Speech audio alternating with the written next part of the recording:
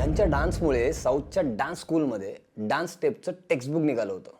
पण हा गुरु नक्की होता कोण? मेगास्टार चिरंजीवी. साऊथ फिल्म इंडस्ट्रीमधलं एक नाव ज्याने सगळीकडे धुमाकूळ घातला होता. 20 सप्टेंबर 1978ला त्यांनी पहिला सिनेमा केला आणि तब्बल 46 वर्षांनी चिरंजीवी इंडियन सिनेमामधले सर्वात प्रोलिफिक ॲक्टर बनले.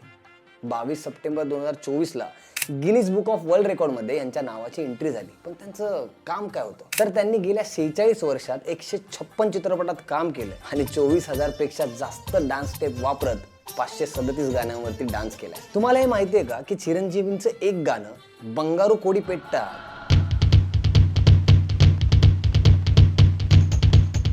यात त्यांनी इतकी भन्नाट कोरिओग्राफी केली आहे की पुढचे अनेक वर्ष त्या मूव्सना साऊथ डान्स स्कूलमध्ये टेक्स्टबुक सारखं मानलं गेलं. हा आहे तो कलाकार ज्याच्यामुळे लोकांनी डान्सला मास स्टेप्स आणि ॲक्शनला स्टाईल म्हणायला सुरुवात केली.